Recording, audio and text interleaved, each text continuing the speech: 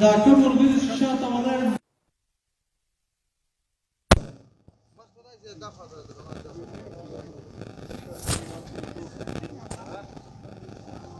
د ملک مجید کاکړ په کور کې د پټي جنوبي پښتونخوا له PTM له اړخه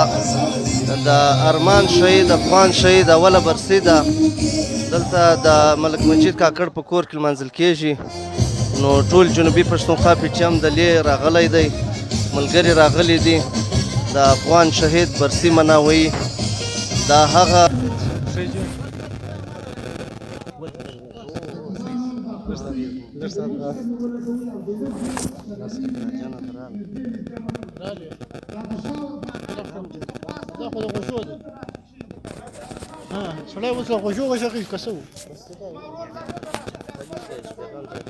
بسم الله الرحمن الرحیم. اوس نن په دا وخت په دا شپه په کوټه ښار کې د پښتون تحفظ مومنټ او د پښتونخوا وطن ملي شهید عارف وزیر شهید اول تلین روان دی. ملګري په ګڼ تعداد کې دي. عارف وزیر شهید هغه شهید دی چې ریاست پاکستان د خفیه ادارو ISI MI خپل اساسي د دوی سورتي اور اسټ د طالبانو په لاس شهید کړي. په روشه کال په دې ورځ باندې په وزیرستان کې موږ د ریاست د دې پروګرام په ذریعه دا جواب ورکول غواړو چې عارف وزیر رنګه په لکاو پښتانه ځوانان خپل سر ورکولو ته تیار دي دې وطن ته، خو خپل وطن خپلواکي او په خپل وطن امن او د خپل وطن د اکو اختیار د پاره به دا پر امن جدوجہد تر اخره ساعت روان وي، تر هغه وخته چې پښتون په خپل مځکه پر امن سوي نه او د پښتون چې کوم بې ګناه قتل کیږي د پښتانه کوم قاتلان چې دي هغه په ګوته سوي نه. پښتون تحفظ مومنټ زنده باد.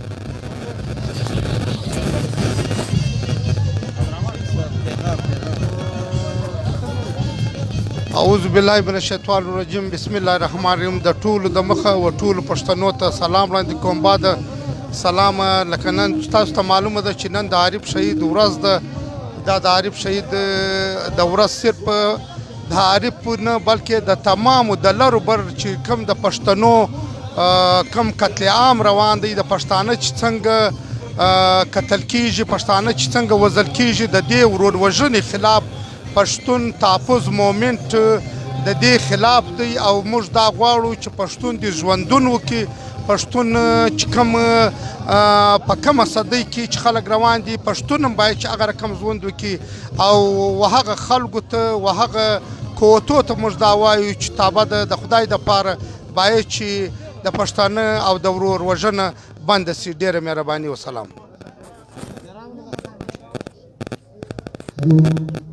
بسم الله الرحمن الرحیم. د قانون شریف عارف افغان د اول ترین سیمینار ټول کوو. د ځمکوټې د خاصه دا سیمینار راغوښتل شوی وي. د دې سیمینار صدارت بسم الله الرحمن الرحیم. سلامونه او نیک هیلې احترامات ټولو لر او بر افغانانو پښتنو ورونو ته. عزیزانو لکه څنګه چې تاسو خبر یاست، تیر کال په دغه ورځ کامي شهید عارف افغان د ظالم ریاست لخوا په شهادت ورسېدی. عارف افغان د پښتون قام د افغانیت د ژغورنې شهید دی. پر ټول قام باندې حق لري چې خپل د کامي شهید ورځ ولمانځي او خپل د شهید قربانیانې وستایي. موږ خپل شهیدان هیڅکله نه ویرو. زموږ شهیدانو خپل د خاورې، خپل د وطن د ژغورنې، خپل د عنعنات د تاریخ دپاره خپل سر ورکړی دی.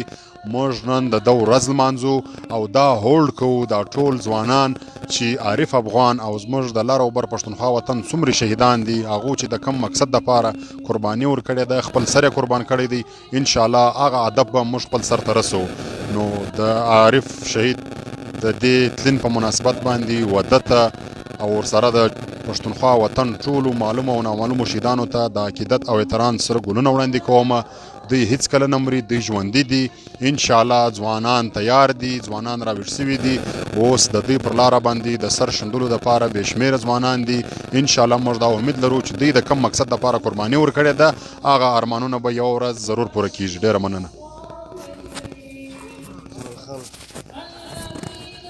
بسم الله الرحمن الرحیم. تر ټولو د مخ خو د پښتونخوا وطن ټولو نامعلومو او معلومو شهیدانو ته د دوی پر شهادت باندې د عقیدت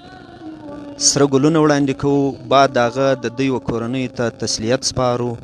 او دا ډاډ ورکوو چې موږ خپل شهیدان هېڅکله نه هېروو. موږ د خپلو شهیدانو هغه کم میژن چې دی دا به مخ پر وړاندې وړو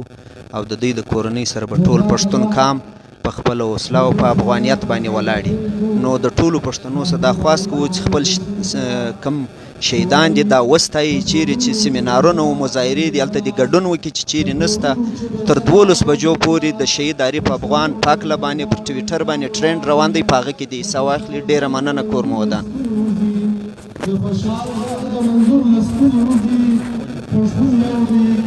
شروع کوم د لوی څښتن په نامه د دې نن ورځې دا سیمینار د عارف افغان شهید د ملت شهید د نن ورځې د تلین په مناسبت به دونه وایو چې یوازې عارف افغان نه زموږ د دې ریاست د جوړېدو سره سم د 12 اګست 1948 نیولې بیا تر ننه پورې چې په دې خاوره باندې د استعماري قوتو د کم بربریت سوی دی زموږ په خاوره باندې. نو د بابړې د شهیدانو سره بیا تر عارف شهید پورې دا ټول زموږ د ملت شهیدان دي. نو موږ ته دا نه هېرېدونکي شهیدان دي. موږ به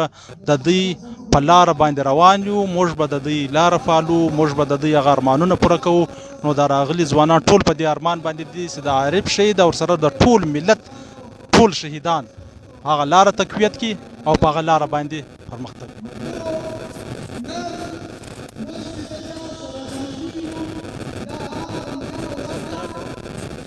السلام علیکم.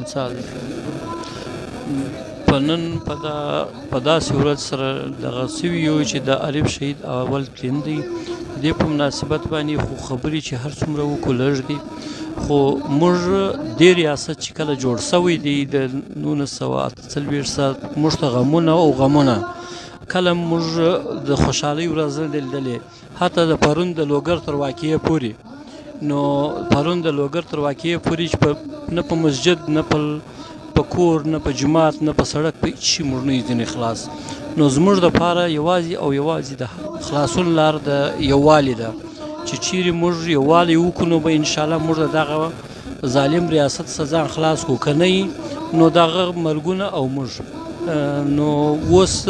د ملک مجید څخه ډېره مننه کوو چې په دې دغه کې دا غونډه راغوښتې ده او د عارف شهید د تلین موږ په دا شپه لمانځو. اوس پر لارې چې راتلو هم مشکلات وو، پر ځینې ځایو باندې ملګري درولي وو. نو ریاست په هیڅ صورت موږ نه پرېږدي. نو د ټولو ملګرو څخه دا خواست کوو، هیله کوو چې سره منظم سي او زموږ په منظمه کېدو کې زموږ خلاصون دی. مننه. یو جان.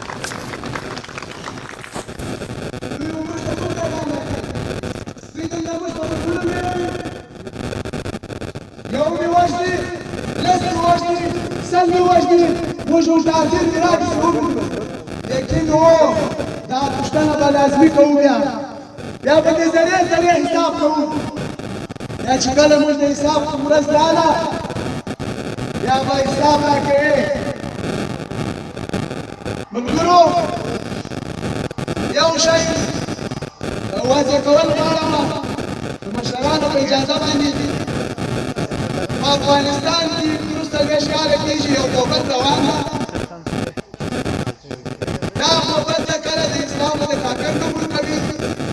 کله د تاریخ د امریکې نه ورکوي. ملګرو دلته په افغانستان کې امریکې روس سره کاونټر کوي، روس یې کاونټر کوي. دا جنګ یې زموږ په خاورې ته راوړی، دا جنګ یې زموږ په خاورې ته راوړی. دا نه د مذهب جنګ و نه د اسلام جنګ و، دا خالي دلته امریکایانو د روس کوم انقلاب هغه یې کاونټر کوي او دا جنګ یې زموږ په خاورې ته راوړی. او اوس دوی وایي چې ناټو وځي، امریکایان وځي. دا ډېره ښه خبره ده او په کار هم ده چې ووځي. خو لیکن دا پوښتنه موږ درته وو چې دا درست 20 افغانان په افغانستان کې ووځل، د دې حساب به څوک راکوي؟ د دې حساب به څوک راکوي؟ ته خو نن وځې او که چېرې ته ووتلې او بیا دا جنګ د دې جنګ دا وتریخوالی د افغان حکومت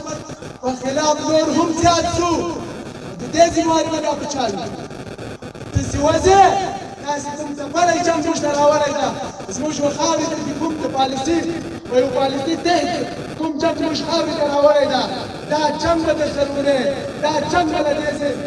کاږې او ته به بیا ځې ټول هغه استعمارګر ریاستونه دې واوري چا چې په دغه جنګ کې بشپړه برخه اخیستې وه هغه که پاکستان ده هغه که امریکا ده هغه که ایران ده او هغه که د دوی ده عربستان ده نو باید که دوی وځي نو دا جنګ به هم له ځان سره وړي او د دا درست څلوېښت لکه افغانانو دربدرو افغانانو خپل ملګري پرېښي دي خپل کورونه یې پرېښي دي د دې حساب هم راکوي نورې خبرې به مشران درته کوي ډېره مننه کور مو ده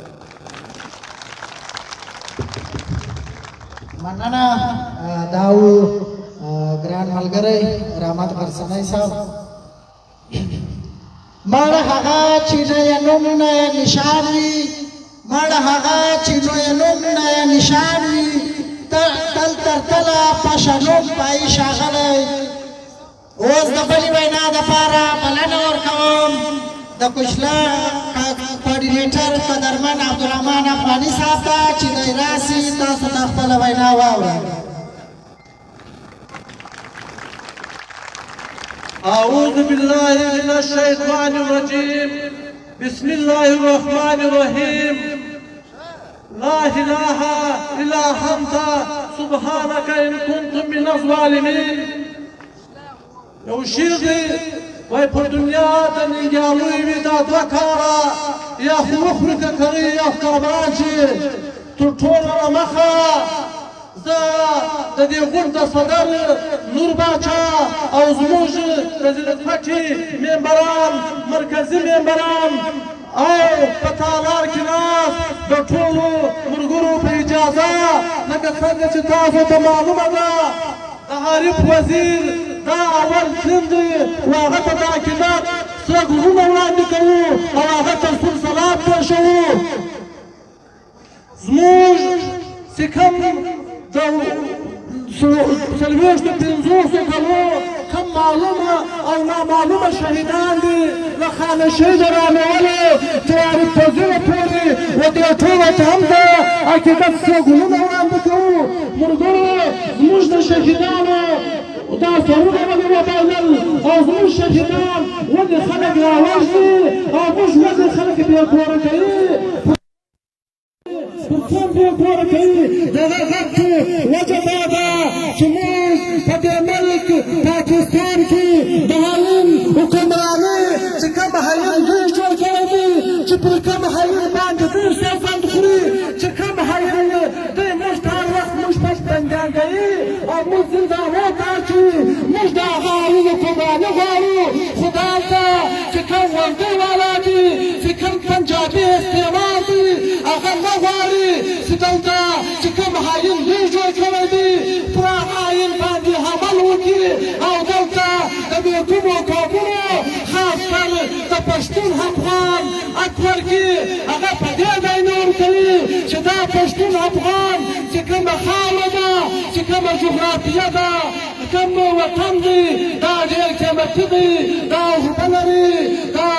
رختې لري دا ځنګلات لري دا معدنیات لري دا بجلي لري دا ګیس لري زموږ کافرین زموږ شهیدان له باچاخانه ونیسي تر ننه پورې چې کوم زموږ مشران دي لکه منظور پښتون چې په دا 3 کاله کې چې کوم د عدم تشدد له لارې ودې جنرالانو ته ودې د ملک استعماري قوتو ته په کومه لهجه باندې د دوی چې کومه بدماشوله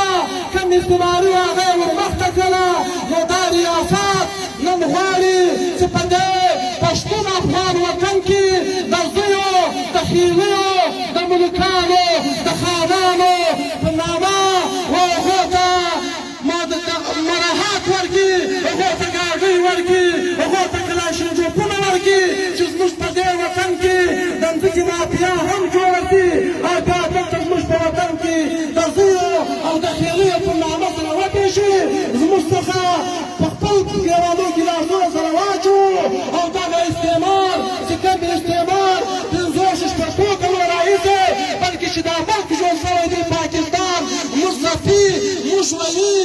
موږ کټي او بیا موږ ته وایي ای پلانکی ته تر ما ته راتېرې پلانکي ته وایي ته تر ته راتېرې هغه ته اسلحه ورکوي مراحات ورکوي هغه ته ډوډۍ ورکوي هغه ته پیسه ورکوي بیا موږ په خپل منظور کې سره جنګ کوي د زویو د خیلي په نامه باندې نو زه هیله لرمه له دې ټول قامه څخه خاص کر د غورځنګ د ملګرو سره چې موږ د دې سنجیده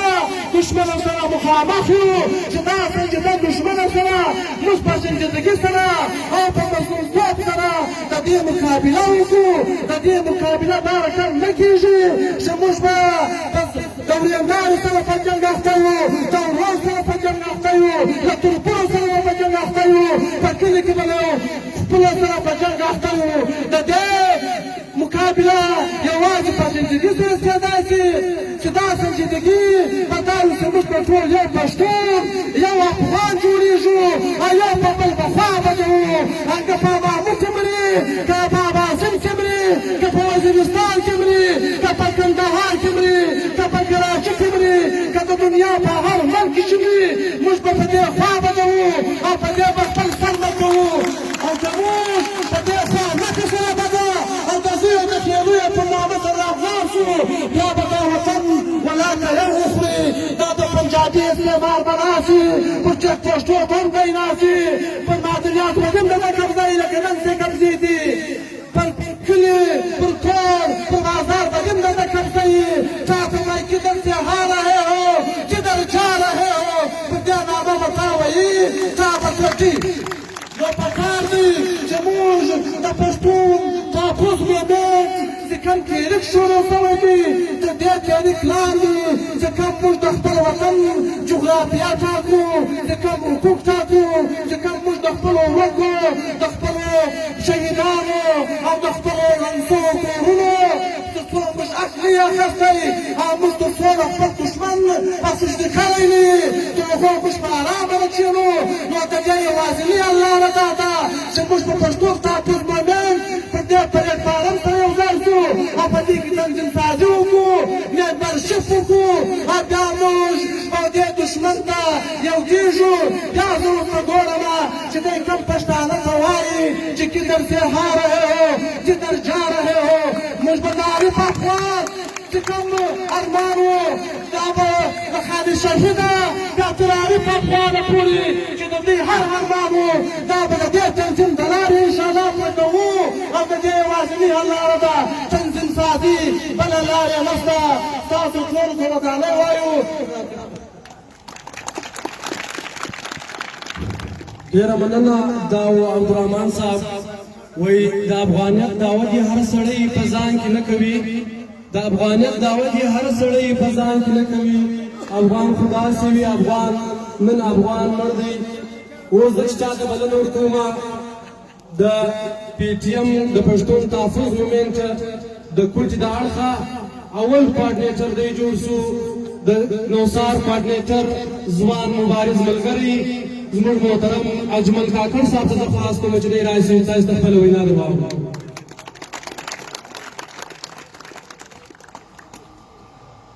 وخته اوس لا ځوان یم ښه په زر زر مې ته وګوره وخته اوس لا ځوان یم ښه په زر زر مې ته وګوره ما د هر ظالم پر ککرۍ باندې پښه ایښې د افغان یمه د پی ټي ایم د دې روانې غونډې دروند مشر قدرمن ملګري نور باچا او دلته په تالار کې ناست د پی ټي ایم د مرکزي کمیټې ممبران او د ضلع او صوبه کمیټې ممبران او د موږ سره بل ډېر دروند مشر محترم ملک عنایت الله قاصي صاحب او ستاسو د ټولو ځوانانو مشرانو همزورو په اجازه تر ټولو د مخه خو ملګرو د پښتونخوا وطن ټولو نامعلومو او معلومو شهیدانو ته د عقیدت سره ګلونه وړاندې کوو بعد هغه و تاسې ټولو ته په دوه لاسې سلام کوو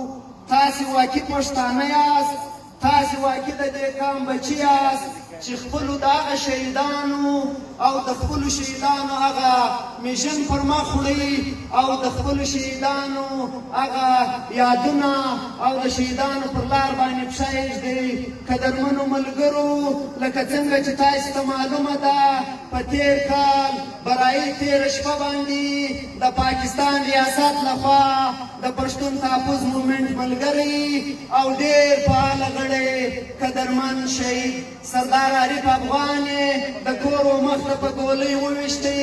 بیا په دې نن ورځ سهار باندې عارف افغان ساه ورکړه د قضای الهي د خدای سره مخامخ سو. قدرمنو ملګرو، د پښتونخوا وطن داسې په سوونو شهیدان سوي دي، لیکن پښتانه خپل شهیدان او خپل اتلان یې هېڅکله نه هېروي. ولاړ به سو پر دې خوا چې عارف یې وژلی پر چشت دی. د عارف ګناه څه وه؟ اصله خبره خو همدا ده چې په پاکستان کې که تا د قومونو خبره وکړه، په پاکستان کې که تا چیرې د آئین خبره وکړه، په پاکستان کې که تا چیرې د دهشتګردۍ خلاف خبره وکړه، بیا پر جی ایچ کیو باندې اور بالي، بیا پښتانه وژني، بیا د پښتنو مشران وژني. 6 میاشتې کېږي په ډېره دروغجنه تپه کې یه د عارف وزیر د اکا زوی د قومي اسمبلۍ ممبر محترم علي وزیر په جیل کې اچولی دی.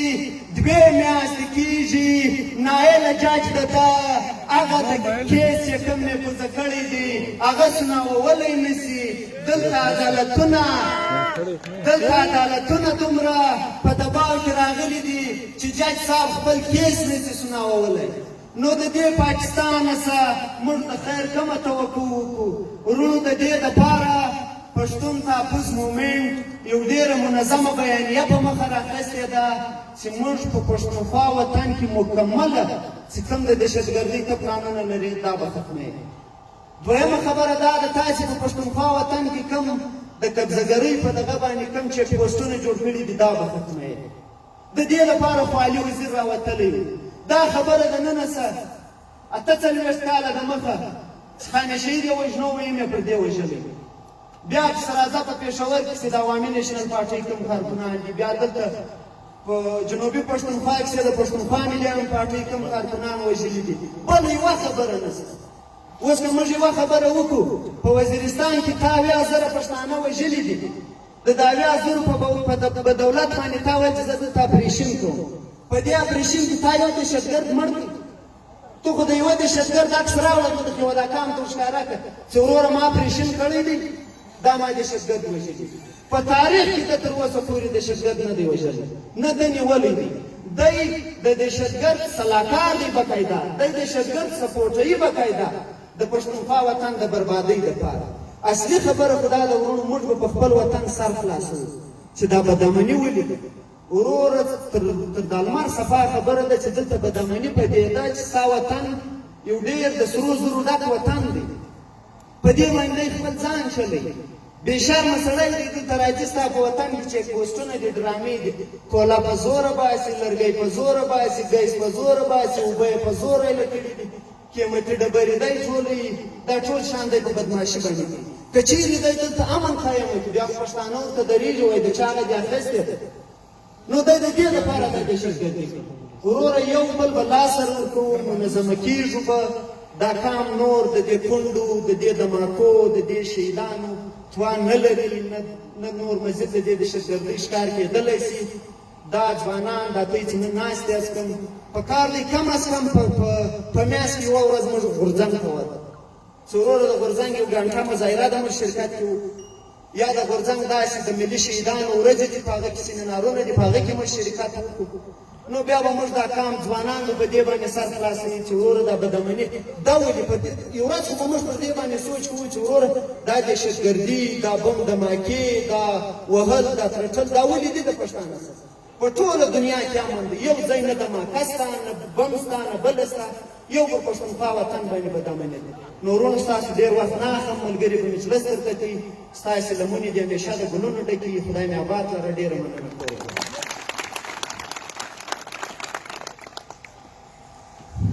مننه. دا اجمل پښتون دلته ناراضي کوترې اوس د سولې دلته ناراضي کوترې اوس د سولې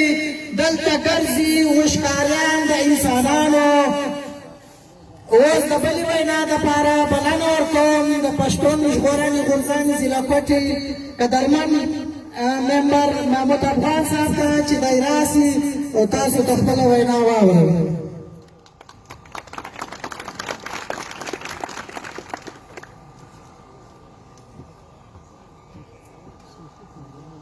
بسم الله الرحمن الرحیم. د دې نن ورځې د دې قدرمنې غونډې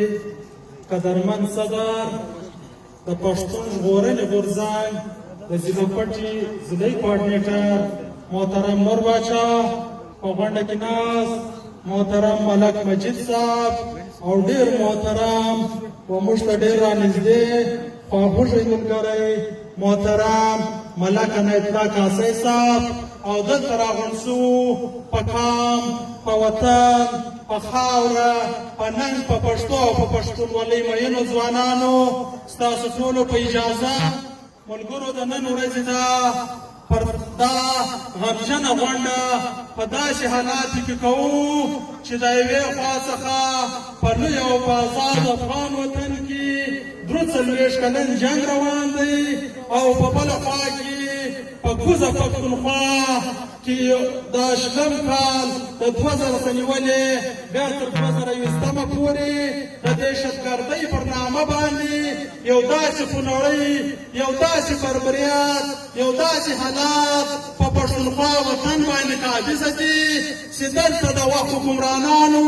د وخت دغه استعماري قوت دا د لویو استعمارګرانو د بریټیش او د امریکا د استعماري قوتو استثماري قوت ریاست موږ په یو داسې حالات کې په یو داسې جنګ یې راباندې مسلطه کړې ده دلته ملګرو ذکر وکړئ چې نن ورځ د عارف شهید د شهادت ورځ ده. عارف شهید څوک و؟ عارف شهید ولې شهید کړل سو؟ عارف شهید بیا په څه باندې دا شهید کړو؟ دا ورتاسو ټولو ته معلومه ده. دلته سیاسي ملګري ناست دي، دلته ټول سیاسي ولس دی، دا پر هر څه خبر دي. د 1948 سره نیولې چې د پاکستان د جوړښت یوه ورځ 2 ورځې کمې ولې د بابړي شهیدان دا د بابړي سره واخلې دلته په زرګونو شهیدان دي، دلته خان شهید دی، دلته د 9 اکتوبر شهیدان دي، دلته د 11 اکتوبر شهیدان دي، بیا دلته د عوامي نیشنل پارټۍ 1200 ځوانان شهیدان کړل شول. دلته په دې کوچناغ کې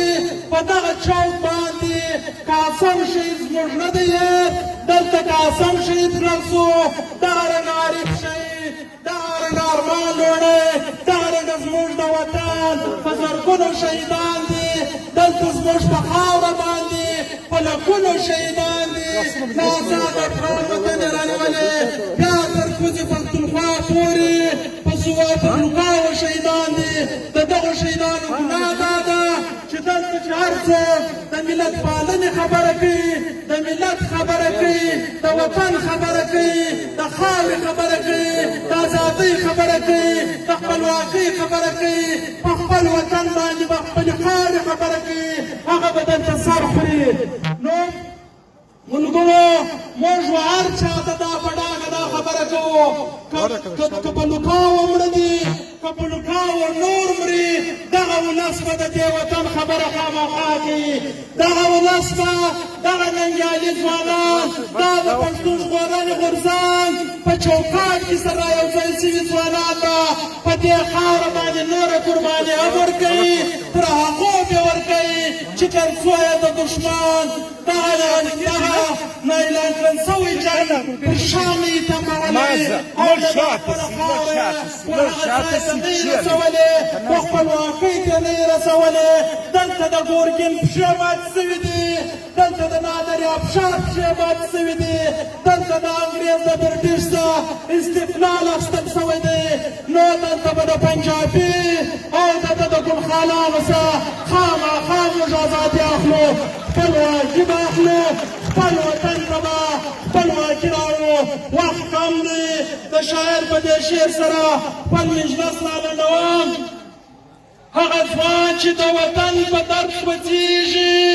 هغه ځوان چې د وطن په درد سوځېږي که زلزله پر مخ لویږي پورته کېږي ما زلزله ترې قربان او صدقه کړې چې مرګ په پوله ناست وي لا خځېږي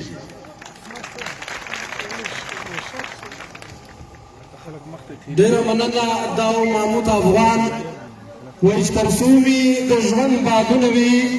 چې تر څو مې د ژوند بادونه وي دا تبلیغ به مې جاري وي چې پښتون یم اوس زه خواست کوم د کراچۍ کور کمیټۍ ممبر سرور کاکړ ته چې دی راځي تاسو ته خپله وینا واوري جناب سرور کاکړ صاحب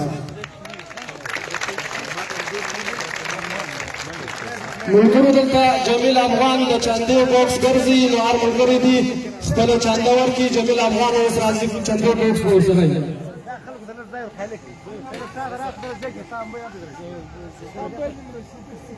شروع کوم په نامه د لوی خدای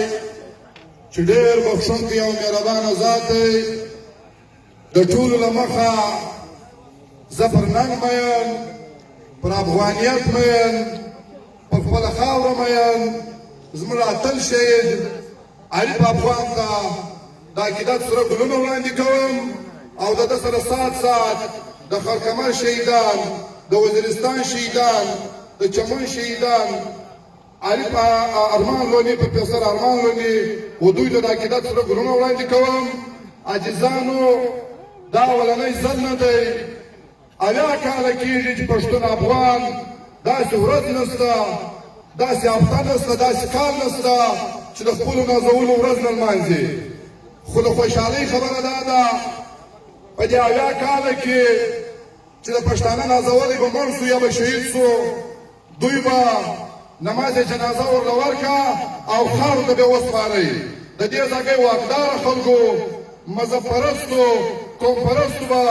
اخباري سټیټمنټ ولګوئ ولمونږ یې مذمت کوو هغه خلکو به په عطا ورله ورکړه بس نه تا کړي نه ما کړي د پي ټي ایم دغه ځوانانو دغه ننګیالیانو او دغه مشرانو رنګ د بډ دښمن په ګوته کې چې د وردۍ ماما د بوټ ماما زما قاتل پرون هم ته نن هم ته عزیزانو موږ له چا سره زیاتیات نه لرو موږ له چا سره دښمني نه لرو موږ پر خپل قام مین یو پر خپل وطن مین یو د خپل ځوانانو سره مینه لرو عزیزانو ډېر موده پس و دغه قام ته خدای احمدشاه بابا ورله ورکړي خدای میرویس نیکه ورله ورکړي موږ ته ځوان لیډر منظور احمد پښتون الله راله راکړئ پکار دی د دې ځوان لیډر قدر وکړو د دغه مشرانو قدر ورله وکړو د دې تور ریاست د دې بدماش ریاست مخنیوی وکړو ترابطون ناموس زغملی د دوی د بدماشۍ زغملی د دوی د ترهګرۍ زغملی رنډ بډ به دښمن د سترګې په سترګو کې اچوو خبره به ورسره کوو و خپلو مشرانو ته و خپلو واکدارو ته موږ خواست کوو چې تاسو ته اسلام آباد مبارک شه تاسو ته پارلمان مبارک شه تاسو ته اقتدار مبارک شه خو یو خواست ورته کوو پر دا سټیج باندې به نر ملا بهادر ملا ملک مجید نور باچا او د دوی ملګري ترهګر په ګوته کوي چې بوټ ماما وردۍ ماما ته ترهګر یې کم از کم که په خوله نه وایه د معاینې وڅنګ ته د بچیانو وڅنګ ته پر موبایل سترګی دی کوه چې ټیک ټیک وایه نوره کلمه نه درته کوو خالي په موبایل باندې وخپلو بچیانو ته زموږ د ورېندارې وڅک ته خالي و موبایل ته سر پیدا کوه چې ستا بچی سبا د پیټي ملګری سي پر تا خوښ سي تېره شوه تا د اسلام آباد خوند لیدلی دی تا د کرسۍ خوند لیدلی دی ته په خدای که ننګ وکړې کم از کم د موبایل وڅنګ ته دا زموږ د ورېندارې وڅنګ ته و موبایل ته سر پیدا کوه چې نور باچا ټیک وایي ملابارک ټیک وایي علي وزیر ټیک وایي عزیزانو دلته یو ملګري پر لارې په موټر کې راته ویل ولالي وزیر په جیل کې دی او جیل د نرانو دپاره دی بیا به دا خبره به موږ رابطو پرېږدو چې خانشید جیلونه مې وړل او باچا خان جیلونه مې وړل زه درته نه وایم خلکه خواره څه به دی نر خو مشرف هم دی نر خو احسان الله احسان هم دی نر خو راونور هم دی د جیلو ټکمونه ښځه ده که وخت راغی د غاړه دې لوټ په جیل کې وغورځو د دوی سره به سم دم حساب کوو د جیلو ټکمونه دا ښځې چې خامخا به نر وزیر زخمي وزیر په جیل کې اویس ابدال په جیل کې انیب پشتین په جیل کې انشاءالله تعالی د دغه ځوانانو په برکت سره د دغه ننګیالیانو په برکت سره د وطن هغه بدمعشان هغه د دوی روزلي خلک هم هم د راوانواره سره په بند وایي کې ناستې شنې چای و دال به سره خوري قسم ده که ډېر خلاصو دوی به راته ولاړو عزیزانو زه نور سیټیم نه اخلم قسم دې ډېر خوند راله راکړي د پی ټي ایم په توسط سره د دغه ځوانانو په توسط سره لنو بر افغانان نن که به په چراغ کې بده وي کابل ورسره ژاړي که په چمن کې بده وي وزیرستان ورسره ژاړي که په وزیرستان کې بده وي په کراچي کې مزدورکاره غریب خلک ورسره ژاړي ډېره د ویاړ او ډېره د خوشحالۍ خبره ده له منځه به نفرت باسو له منځه به جاسوسان باسو له منځه به خام د ورورګلوۍ ماحول جوړوو زی خیلي پلانا دا ټول به وباسو مجلس به مشران درته کوي شاعر وایي وایي دې تیارې دنیا ته خدایه ما مشال کړې دې تیارې دنیا ته خدایه ما مشال کړې لوی درګاه کې مې قبول دغه یو سوال کې د وطن ناوې سرتوره پاته مشه دا په وینو سور کفن مې ورته شال کړې نور زه ستاسو ټیم نه اخلم د یو څو هغو جواب راکوئ دلته دا ګډ وډ خلک ډېر دي چې اسمار دوی جوړوي 14 اګست موږ هم جوړوو خو یوه ورځ موږ د دې خبره سره وایي ستاسو په چیش ویجلی یم زما وسایل په چیش کې وزه کړي دي تا ته ډېر ګران دي د 14 اګست د تیئیس مارچ دوی ډېر پرې ګران دي موږ هم جوړوو یوه ورځ موږ د دې خبره برابر اسلام خلکو له څو ناریا وکړو دوی وایي چې د الله ربر افغان دی هلته تی دلته تی یو ونیسي یاست زما د وینې ټسټ چې وکړې دا د احمدشاه بابا سره میچ خورې د قید اعظم بابا سره په خدای کې خورې ستی د وینې میچ وکړ دا د میرویس نیکه سره میچ خورې د علامه اقبال سره په خدای کې خورې موږ د دې د وینې رشته ده په ایمانداري سره به د ټولو نارو جواب راکوئ لراوبر سوکات دلته ډېر یاران سته سم په زور یې به لراوبر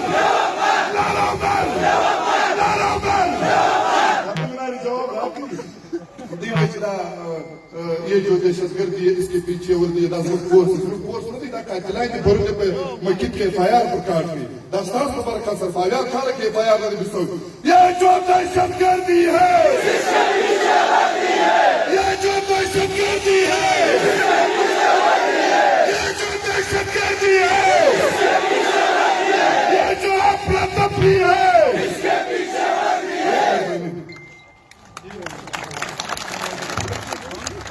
ډېره مننه دا و سرور کاکړ صاحب اوس بلنه ورکوم دلته زموږ سره ناست دي په سټیج باندې شاعر بسم الله افغان ته چې دی راسي تاسو ته خپل شعرونه واورئ بسم الله افغان صاحب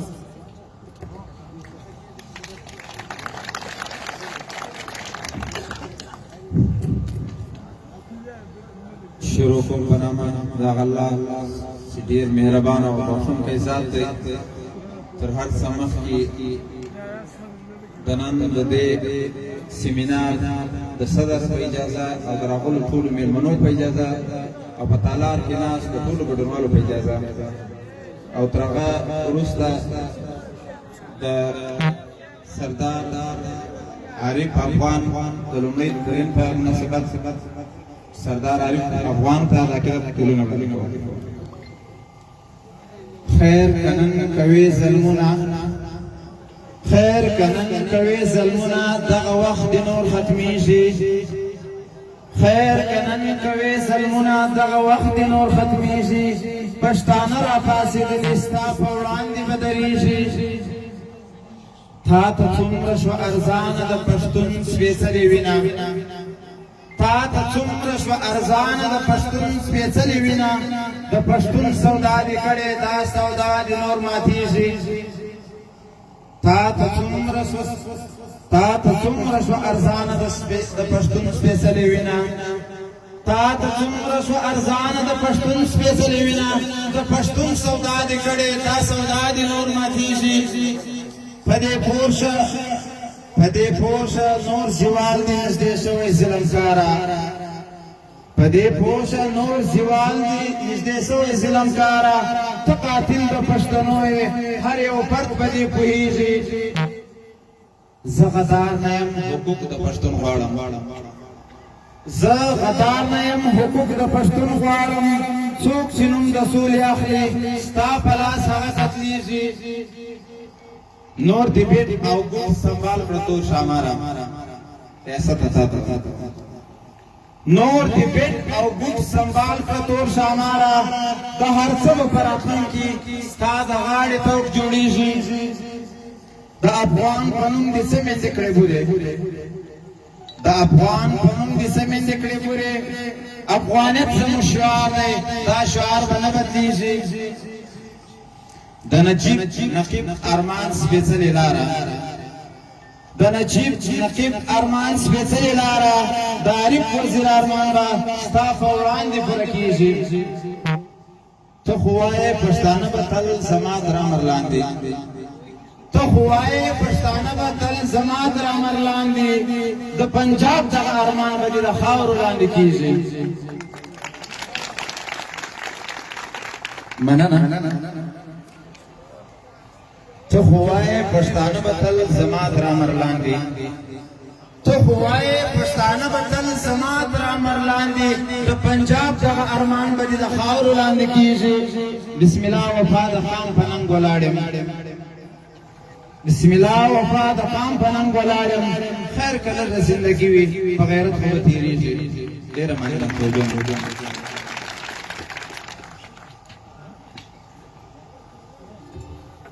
وایي حالات که دغسې لګیا وي لیوني زیاتوي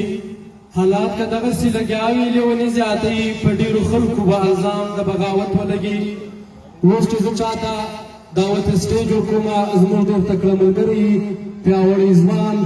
د کور کمیټي ممبر سیکشن کور کمیټي ممبر ملګري اسد قرار ته چې راشي تاسو ته خپله وینا واورئ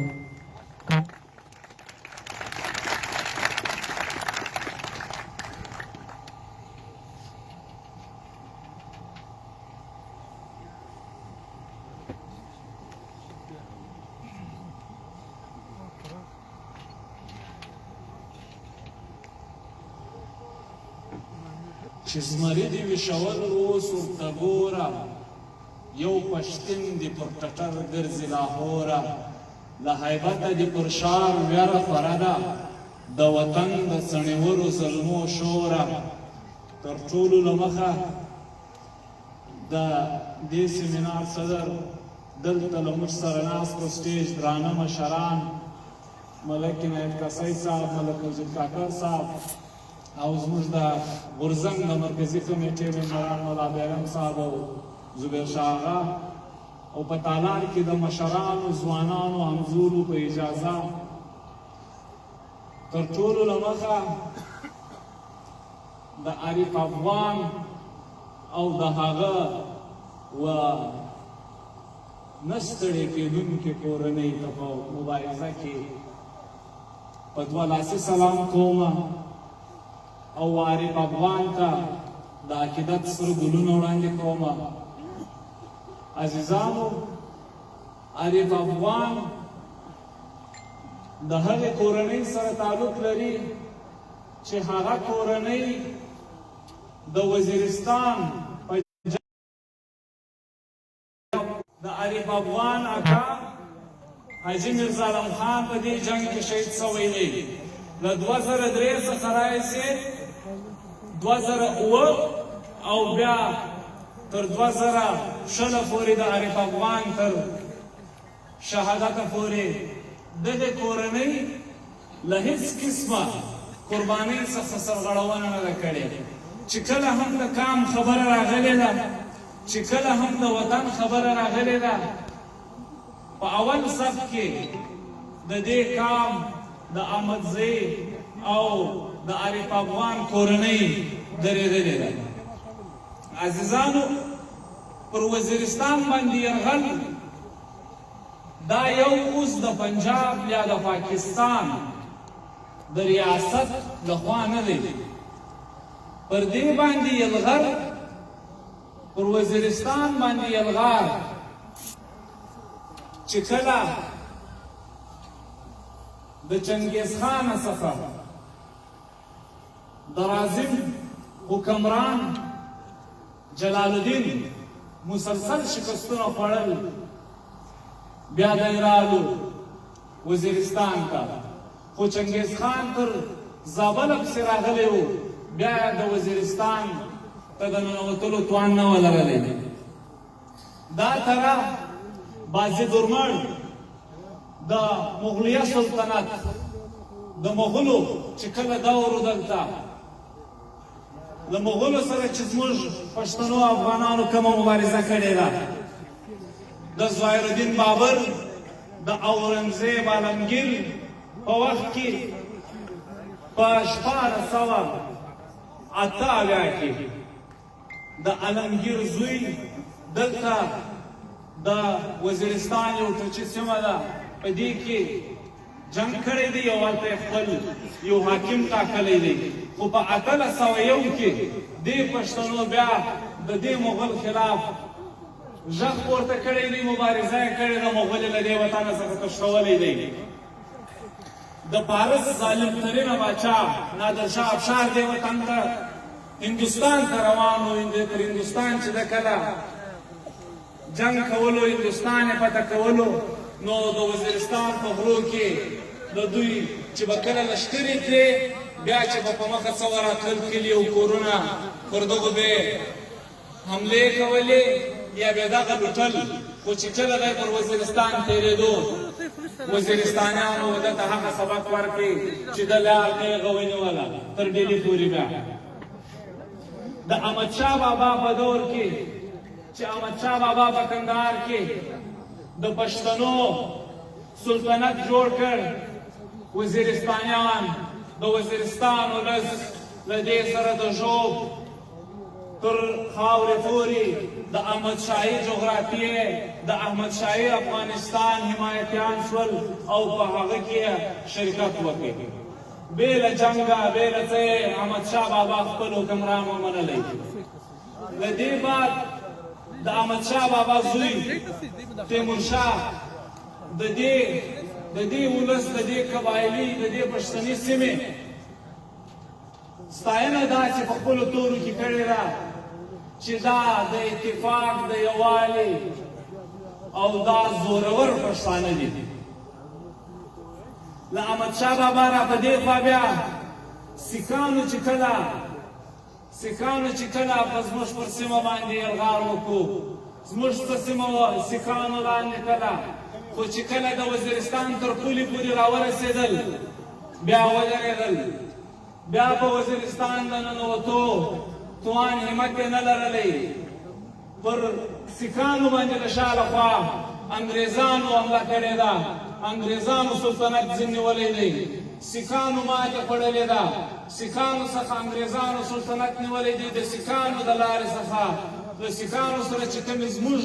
د پښتني افغان د افغانستان سیمې وې، هغه انګریز ځین لاندې کې او انګریز پر وزیرستان باندې د یرغل لپاره را روان شو. چې انګریز پر وزیرستان باندې را روان شوی، دا وخت زموږ پښتانه دا زموږ ورک تاریخ دی، دا د دې وطن ورک تاریخ دی. د دې تاریخ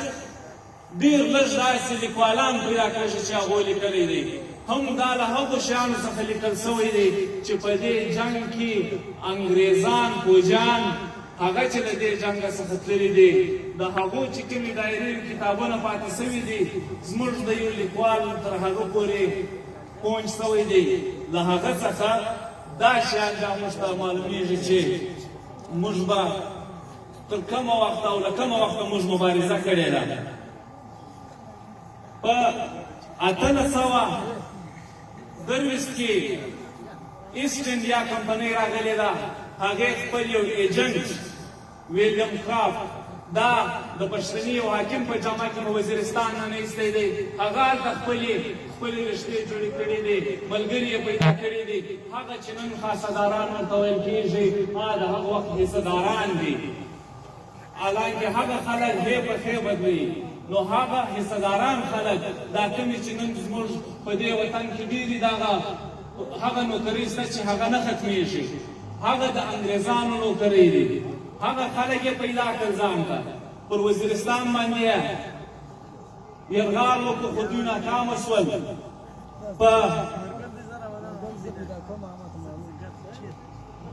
په آخر کې پر وزیرستان باندې له دریو خواو یرغال سوی دی، له دریو خواو جنګ باندې سوی دی د انګریزانو. په دې کې د انګریزانو 1514 سپاهیان وژل سوي دي. د بندو له لارې څخه ورغلي دي پر میرانشاه. بیا د واڼه له خوا څخه تر کانګرومه پورې تللي دي. بیا له جنډولي څخه راغلي دي تر سروکي پورې، بیا تر خیسوره پورې. خو دغو انګریزانو ماتې خوړلې ده. ماتې بیا داسې ماتې خوړلې ده چې یو انګریز په خپل کتاب کې بیا لیکي د خپلو سترګو لیکلی حال د بیان کړی دی هغه وخت چې موږ د ځان په خوړه کې را روان ولو، شکست هم خوړلی و، خو دا پښتانه په دې خوړه کې پر موږ مسلط شولو. شاوخوا پر موږ باندې د دې ځان د خوړې جګې فرشې ولاړې وې. موږ په دې کې راګیر شولو او دغو پر پښتنو پر موږ باندې هغه قیامت جوړ کړی دی چې په تاریخ کې بیا چا پر چا نه دی جوړ کړی. بیا تر 1919 پورې 1893 د ډیورنډ معاهده کې ډیورنډ راغلی دی. واڼه ته کیمپ یې لګولی دی. خپله دا پوله معلوموي د واڼه څخه د ملا پونده د فقیر رفیع په ملګرو ملا حمزه د یا وخت فقیر رفیع نسته، ملا پونده د هغه په مشري کې ورغلي دي د ملا حمزه. بیا دغه ډیورنډ چې په تشته کې تر ټانکه پورې رسېږي په دلته لګېدلی دي، زخمي سوی دي او د ډېر اسماعیل خان په چرچ کې دا وخت ښخ دی. دا کیمپ دې قبایلیانو، دا د عارف افغان، دا د علي وزیر، دا د میرزا علي خان، د احمدزي قام، دې د وزیرستان پښتنو په زغلولو باندې ستړي کړي دي. دغو په 1919 کې انګریز د غازي امان الله خان د افغانستان د استقلال اعلان وکړ. انګریزانو له دې خوا هغه اعلان نه منلی. انګریزانو دا اعلان نه منلی. دا وزیرستان چې کله د غازي امان الله خان حکومت ړنګ سوی دی، د زکایو فوج ته اولنی شکست د وزیرستان فوج ور کړ، د وزیرستان ولس ور کړی دی. بیا د فقیر رفیع تر وخته پورې، بیا د باچا خان بابا، د خدایي خدمتګار تحریک پورې، بیا د خان شهید تر وطني بنده پورې چې هغه وخت د هندوستان کانګرس وی، هغه د ارمان شعر دی وایي موږ خو ټول ستا د کانګرس سره ملګري وو په ډاګه. بیا دې چاته حواله کړو هندوستان منافقه. هغه یې تر دې پورې ویلی چې موږ خدایي خدمتګار تحریک د فقیر رفیع د تحریک ملاتړ ملګرتیا ورسره وه. د کانګرس مشر دا لال نهرو، جواهرلال نهرو،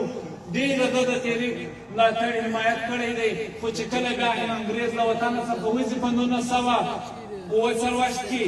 بیا انګریز دلته پالیسي پرېږدي، وایي چې موږ هندوستان نه پرېږدو، هندوستان په دوو دړو کې ماتوو، په دوو دړو کې ویشو. بیا چې دې مشرانو سوچ کړی دی، فکر یې کړی دی چې دا خو بیا زموږ د دې وطن د افغانستان نه راجلا سوې سیمې پکې ځي، پښتانه پکې غلامان کېږي. بیا پښتنو دا اعلان نه دی منلی. بیا پښتانه په بنو کې دا ټول سر راجرګه سوي دي. بیا یې دا بیانیه ورکړې ده چې موږ دا نه منو، دا هندوستان ماتول نه منو په دې کې موږ د پاکستان د پنجابي غلامان پاتېږو خو لیکن په دې کې ریفرنډم سوی دی د بنو له ولس څخه بیا پوښتنه نه ده سوې بایکاټ سوی دی پښتنو بایکاټ کړی دی له دې ریفرنډم څخه خو لیکن هغه په دې کې نه دی شمارل سوي هغه په څه نه دي شمارل سوي هغو بایکاټ کړی دی خو دوی دروغ ویلي دي چې دا ټول په دې خوشحاله دي پښتانه ټول وایي چې پاکستان دې جوړ سي لیکن نه باچا خان بابا پاکستان غوښتی دی نه خان شهید پاکستان غوښتی دی نه پکې ریپي پاکستان غوښتی دی نه هلته د هغه وخت مبارزینو پاکستان غوښتی دی هغو آزاد مملکت پښتونستان غوښتی دی خو دا پاکستان را باندې مسلط شولو چې را باندې مسلط شولو د زور زبردستۍ انتها دې ځای ته ورسېدله په 1868 کې په بابړۍ کې زموږ شهیدان پښتانه راوتلي دي په دوه لاسه باندې پر هغو ډزې کږې د قیوم خان کشمیري لخوا څخه د هغه په اډر باندې پښتانه وژل کېږي بیا د هغو باندې پر سینو چې کوم کارتوس لګېدلي دي د هغو پیسې ځینې اخیستل کېږي چې مرتا زما یو کارتوس دوه کارتوسه درې کارتوسه ضایع سوي دي غلامي تر دې ځا پورې راورسوله ملک یې جوړ کړي نه کاله ملک بې آینه وچلولی هیڅ آین هیڅ قانون نه وی پکې اندادون نظام وي اندادون نظام دی څوک پکې قاتل نه معلومیږي څوک پکې سورلاسی نه معلومیږي بس دلته راته ناست دی د ډالرو جنګ دی بیا چې تر دې اوس دمه پورې د ډالرو په جنګ کې که اوس ته په دې اوس بیا په دې اوسني جنګ کې د افغانستان په جنګ کې د دې محکوم افغانستان او د دې پښتونخوا په جنګ کې زموږ او ستاسو اتلان سپک سول زموږ او ستاسو اتلان ووژل سول زموږ او ستاسو اتلان غداران ثابت کړل سول زموږ او ستاسو اتلان مفتوري غله بدماشان ثابت سول د دوی په کتابو کې زما او ستا بچیان یې وایي زما او ستا بچیان ورته ناست دي په پوهنتون کې په ښوونځي کې ورته ناست دي مطالعه پاکستانیان عمر کړی دی احمدشاه بابا پکې ډاکو دی باچا خان بابا پکې غدار دی خان شهید پکې ډاکو دی او بل پکې شیشه دی علامه اقبال پکې نامې دی قید اعظم پکې نامې دی سر سید احمد خان پکې نامې دی نور زه ورته پکې غداران زه ورته پکې مفتوري زه ورته پکې بېکوره زه ورته پکې ذلیله داسې نه وه قید اعظم د قید اعظم مسلم لیگ چې د لوی هندوستان حکومت کوي د قید اعظم مسلم لیگ یو سیټ نه وی پکې دا څنګه قید اعظم و چې بیا ملک جوړ کړي د برطانیې سړی هغه وخت مسلم لیگ د برطانیې د اسټبلیشمنټ سره وی علامه اقبال پکې په خوبو باندې پاکستان جوړ کړي د خوشحال بابا شعرونه اغلا کړل د 1500 کاله مخکې شعرونه اغلا کړل په اردو په فارسي یې ولیکل خپل یې بس هغه باندې اتلان کړل زما هغه غداران کړل او زه پکې اوسم غدار دی پکې اوسم بادار بیا د اوسني جنګ ته چې فکر وکړو دلته چې خبره کوي بیا در باندې اوس بل داغ لګېږي وایي چې دا له مسلمانۍ منکر سوی دی له مسلمانۍ لوی منکر د افغانستان کې چې کوم جنګ سوی دی د ملا عبدالضعیف یو کتاب دی طالبان له کندهاره تر مزاره په دې کې ده څه لیکلي دي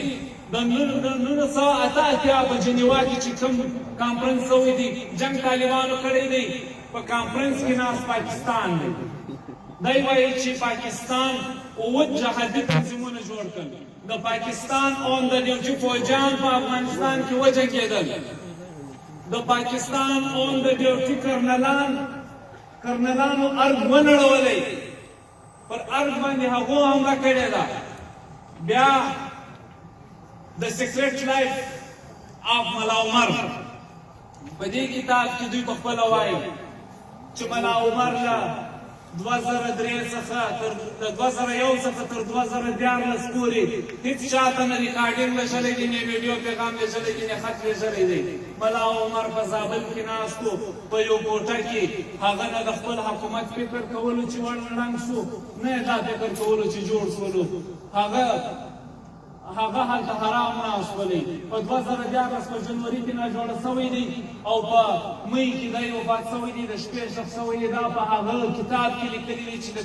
15 کاله په ریسرچ کې لیکل سوی دی. دا هر څه دي لیکلي دي. نو که نن هم زه ورته ودې ورته پلو وهو او هوا ورکو، دا خو به طالب ورور ستا هم غلطي. دا خو که دلته بیا یو بل له بر وطنه سړی راغلی او دلته ناست وي او دی له دې ځایه په خپل وطن باندې بې کوره هم ته دلته خو زه هم غلام یم، ته هم غلام یې. ته خو پکې د غلام یې، زه پکې تر هغه بدتر. ته پکې د خپل آزاد کوره راغلی دلته ناست خپل کور په ډبرو ولې. داسې زماني چال دلې دي. نو ملګرو وینا مو زه کله بخښنه غواړم، د اخري شعر باندې اجازه در څخه غواړم او د علي وزیر او د ملګرو خبره به پکې نور ملګري وکړي. وایي ستا د عشق په زولنو کښې بندیوان یم، ستا د عشق په زولنو کښې بندیوان یم. خبر نه یم چې ولاړ یم که روان یم، په خپل اصل چې شرمېږي هغه نور دی. زه په دې خبره ویاړم چې افغان یم. په درناوي منم. مننه. دا و قدرمن اسد قرار صاحب. دا د موبایلو د سوشل میډیا نه ملګرو زه خواست کوم چې شاته خلک ناست دي، تاسو لږ کښېنئ په ترتیب باندې، دا خلک شاته فضا راکړي. مننه. دا ستا یوه یوه څپېړه مې لیکلې ده خو وخت به راځي. دا ستا یوه یوه څپېړه مې لیکلې ده خو وخت به راځي. دومره هیرجن نه یو چې موږ به انتقام هېروو. اوس د بلې وینا دپاره بلنه ورکوم قدرمن ملا د مرکزي کمیټې غړی ملا باران ته چې دی راسي تاسو د خپله وینا واورئ.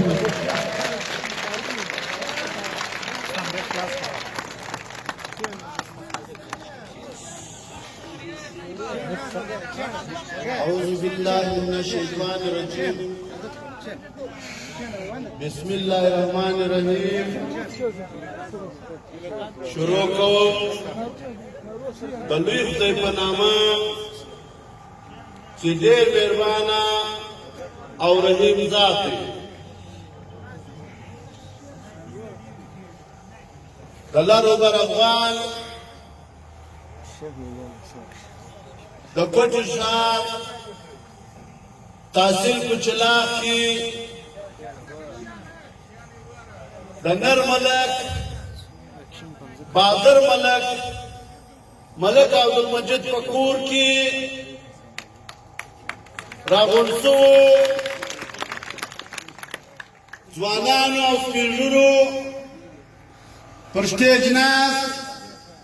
زموږ ډېر محترمان زبیر شاه آغا، ملک مجید کاکا، نور باچا او ټولو ته د زړه نه تعالی سلامونه وړاندې کوم.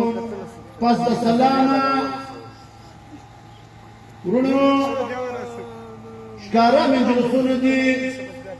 واضح خبرې دي. ځوانانو و تاسو ته ټکي په ټکي د پښتانه کام د سلو کالو وهل ترټل او زخمونه پر دې سټیج باندې بیان کړله. ورونو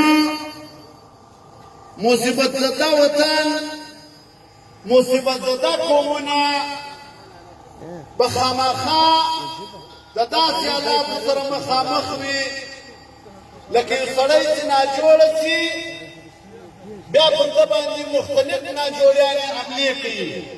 شوګر هم حمله پر کوي، بلډ پریشر هم حمله پر کوي، بله ناجوړي هم حمله پر کوي، بله ناجوړي هم حمله پر کوي. زموږ کام، زموږ قبیل، زموږ وطن چې نن د کومو ناجوړۍ سره مخامخ دی او زموږ کوم شهیدان چې همیشه د خپلو سرو قربانۍ کوي لکه سردار عارف وزیر، لکه ارمان لونی، لکه د خړ کمر شیدان، لکه په لوګر کې په روژمات باندې د ځوانانو او د کشرانو غوښې زیدلاوالې پرتې ولې موږ تاسو ته کتله چې د ډبرې زړه یې لامل پر وژاړي. په دې ټولو خبرو ته دا ټیم د پښتون توجه غواړي. پښتون به و دې ټولو مجلسو ته توجه کېږي، و دې ته به سوچ وي، فکر به کوي. جنګ علمي دی، 21مه صدۍ ده، 21مه صدۍ د پوهې صدۍ ده، 21مه صدۍ د علم صدۍ ده، 21مه صدۍ د دنیا قومونه راپورته کېږي د خپل ځان د بندوبست لپاره، د خپل ژوند د خپلې زندګۍ د سهولتو لپاره کارونه کوي. د قومو ځوانان د قومو فوجان وي، د وطنو ځوانان د وطنو فوجان وي. وطنونه به د مصیبتو سره، وطنونه به د ناجوړیو د وهلو د ترټلو څخه ځوانان خلاصوي. ځوانان به داسې عمل اختیاروي د علم په انداز کې، د پوهې په انداز کې کورو ته به ځي، تحریک به چلوي. نن چې دونه ځوانان د ملک مجید په کور کې راټول شوي دي، دا زموږ د کام هر ملک فرض جوړېږي چې په خپل کور په خپل کلي کې دا رقم غونډې راوغواړي، د خپل کام د خپل قبیل د خپل وطن چې کوم روان مصیبتونه دي پر دې باندې په هر کلي کې مجلسونه جوړ شي. دا یوازې په ملک مجید نه کېږي، دا یوازې په نور باچا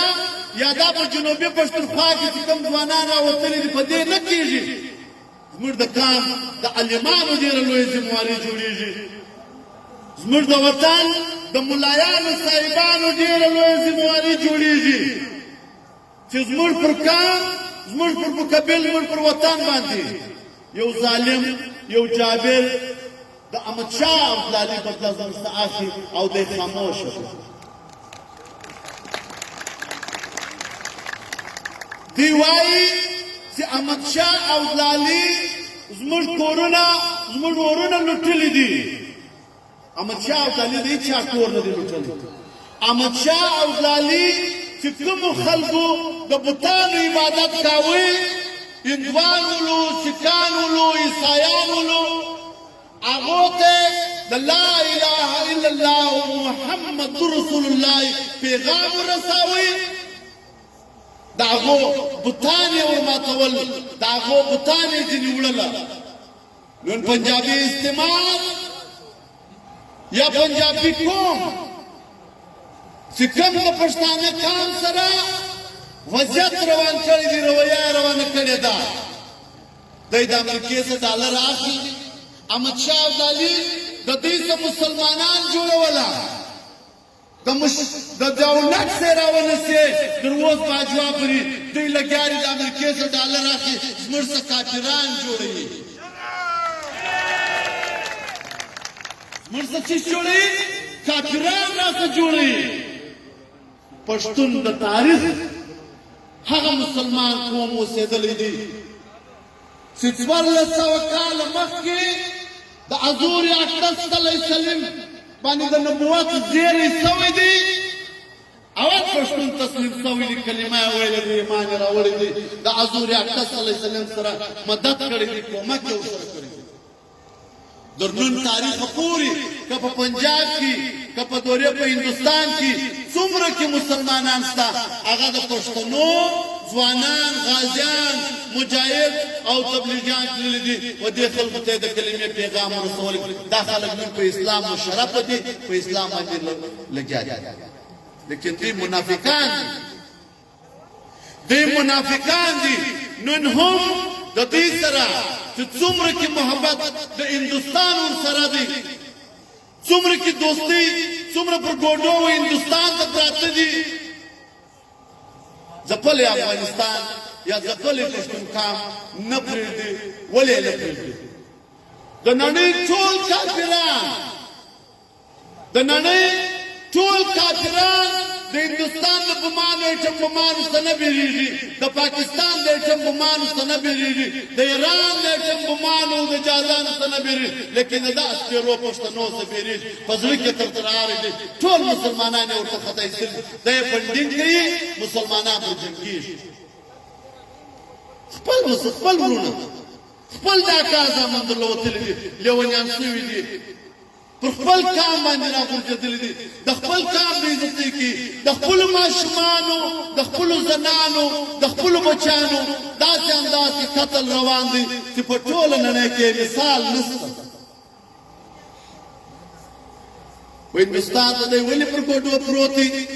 هندوستان د خپل توفق تحفظ کړی دی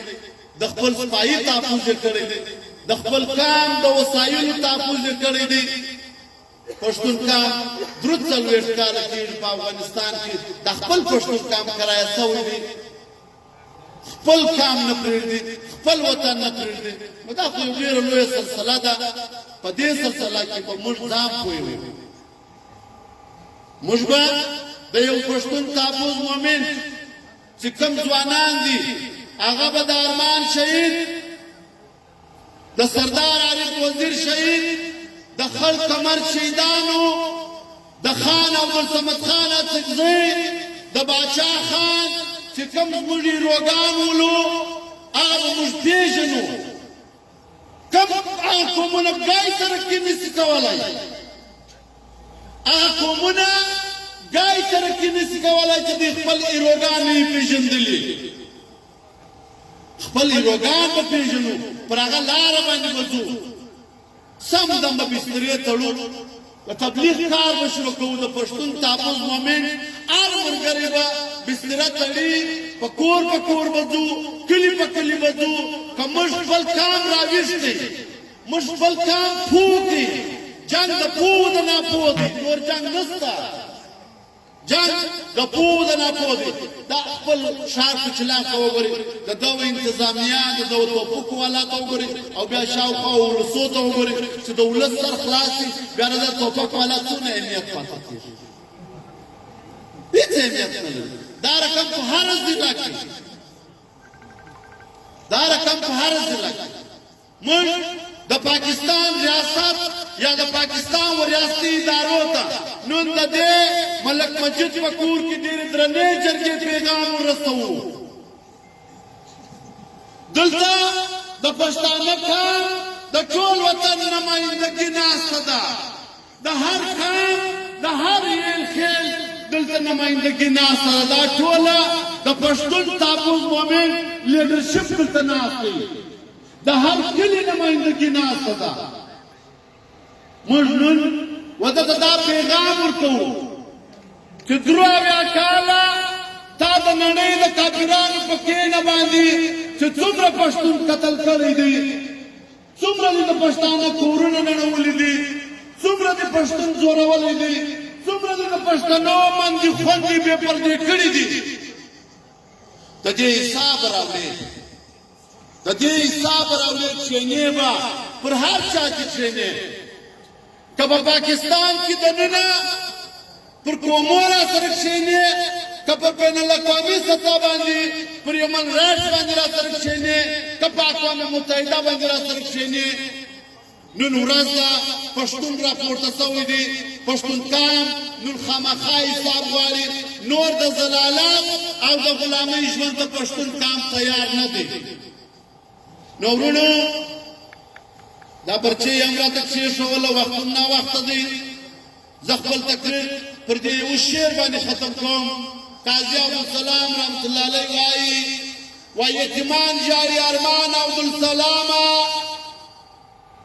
یتیمان جاري ارمان عبدالسلامه دشمن خان دي و خپل ځان ته کوهی کینو نو موږ به راپورته کېږو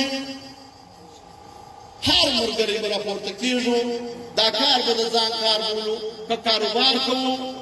که سودا کوو هغه سړي ته به 2 منټه خامخا د خپل کام پر زخمو باندې ګایېږو پر اتحاد باندې به ګایېږو پر اتفاق باندې به ګایېږو او خپل ممبرشپ ته به دوام ورکوو موږ به ممبرشپ کوو یو داسې لوی اتحاد او اتفاق به جوړوو د دې دشمن جواب صرف اتحاد او اتفاق دی کور مې ودان خدای مې آباد لره خدای مې پر ځوانۍ برکت پرېږدوه الله مې آباد لره الله دې زموږ وطن ته امن راولي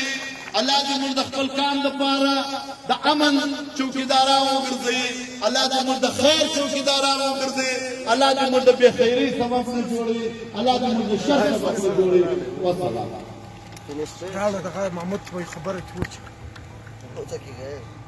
وای که منظور دی که محسن دی که علی دی که منظور دی که محسن دی که علی دی یو خوشحال بل میرویس خان بل ابدالي دی دغه به درکړم یو ټپون دا چې نن د نور باچا په نوم دی دا چې نن د نور باچا په نوم دی دا ځوان د پرون فکرې په دی اوس چې زه چاته دعوت استېج بسم الله الرحمن الرحیم تر ټولو له مخه د کام شهیدان چې دی عارف وزیر ارمان لوڼی دې ټول ته د عقیدت سره ګلونه یقین که چیرې موږ دلته وګورو په دا وطن کې چې کوم پیښې سوي دي چې له څه ټیمه پې ټیم جوړ سوی ده په اوله روزه کې دوی په واڼه کې د علي وزیر په کور بمبارونه وکړل بیا له هغه به د بله روزه راله په بله روزه کې بیا دوی لت پت شهیدان و دې کام ته ورکړل خړ کمر کې سټیټ فایرنګ یې په وکړي او تر اوسه پورې په هغه باندې نه چا سوال پورته کړی دی نه یو پښتانه دا ویلي دي چې یاره دا څومره کسان په کومه خاطه کې ولاړه له هغه بعده بیا په 13 روزه کې بیا عارف وزیر را شهید کوي او سږ کال بیا د پښتنو څخه معاشي قتلعام روان دی په دې حواله سره تاسو وینئ نن دلته دونه خلک راغونډ سوي دي یقیني د پښتونخوا په هر کوچ کې په هر کونج کې راغونډ سوي دي دا صرف دې دپاره راغونډ سوي دي چې ریاست ته تمه ولې وزنې موږ دلته په دا وطن کې ستا د آیین لاندې موږ ژوند کړی دی تا موږ ته په هر چک پوسټ باندې تا موږ ته په هره ګلۍ کې تا موږ ته په هر جمپ باندې یو اپسي والا درولې دي خپل هغه دې را درولې دي زما مشران په بېعزته کوي ما ته وایي ستا شنه د کارت کدھر ہے ما تو وایي چې ستا ګر کدھر ہے کہاں سے آ رہے ہو کدھر جا رہے ہو 24 घंटे د دغه زلالتو سره موږ مخامخ یو او الټا بیا ته موږ ته شهیدان مخامخ په سپینه رڼا ورځ باندې ته موږ ته شهیدان راکړي او بیا چې موږ د هغو شهیدانو ورځ مناوو هغه ته نه پرېږدي نو پښتانه کام ته یووالی پکار دی اتفاق پکار دی تر ټولو له مخه په کار دا دی چې زموږ دا کوم مشران دي اول دوی په خپل ګریوانو کې وګوري چې په موږ کې چش پاتې دي چې موږ دا پښتانه نو سره یو کولی موږ ولې په دا ځایلي خیلي کې څه تقسیم کړو ځایلي خیلي پرېږده موږ دوه کسان باندې یوه لاره نه سره وړو ظاهره خبره دا ده چې زموږ مشرانو کې هم څه کار څه په کار دا دی چې دا مشران په خپلو ګریوانو کې وګوري چې یاره موږ د یو ذاتي بنیاد د ذاتي عناد په هغه باندې موږ د خپل ملګري په خلاف نه سو ولاړ موږ د اصل دښمن ته توجه وکړو اصل زموږ دښمن څوک دی زموږ دښمن ټوله دنیا ته معلوم دی او موږ ولاړېږو د یو بل په ذاتي عناد سره په ذاتي بغض سره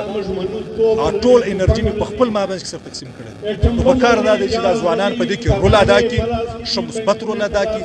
دلته په دا تحریک کې چې چا قربانیانې ورکړي دي چا دې تحریک ته په سختو حالاتو کې کار کړی دی په کار دی چې د هغو ملګرو ته صلاح افزایي وسي هغه کم ملګري چې خاموشه ناست په کار دا دی زه خصوصا مرکزي کمیټې مشر منصور ته دا خبره کوم چې په کار دی چې هغو ملګرو زه دا پوښتنه وکړي چې دا ملګري ولې خاموشه ناست دي ستاسو چې په کومه ورځ ته چې راولاړېدې تا چې تحریک شروع کوي په کومه ورځ چې اوله ورځ ملګري له تا سره وله نن هغه ملګري ستا خاموشه ناست دي په هره سخته کې در سره وله په هره درپدري کې در سره وله فایرونه یې یوړله جیلونه یې یوړله وهل ټکول یې یوړله نن هغه خاموشه ناست دي نن هغه خلک چې د ذاتي ګټو لپاره د ذاتي بغض ذاتي عناد لپاره دوی د یو بل ملګري خلاف استعمالیږي نن هغه زموږ په حق هم دوی ډاکه کړې ده زموږ د تحریک په حق هم دوی ډاکه کړې ده په کار دا دی چې تر ټولو له مخه موږ په خپل مابینځ کې سره منظم شو رول ادا کړو دارنګه رول ادا کړو چې موږ د خپل ملګري سره خوشحاله کړو یو وارې خپله موږ منظم سو موږ په خبره سره یې وکړو بیا به دا جابر ظالم ریاست ته بیا موږ راوښکاره کوو چې زموږ پاور چې دی زموږ طاقت چې دی دوه کاله چې زموږ کم طاقت و زموږ اوس هغه طاقت دی په شرط د دې چې زموږ دا ملګري سره کښېنو او موږ دا ملګري کښېنوو موږ د یو بل خلاف استعمال نه سو هرکنډې نه کړو ډېره مننه پی ټي ایم اپډیټ سره ستاسو ښه کوریج ورکړو ډېره مننه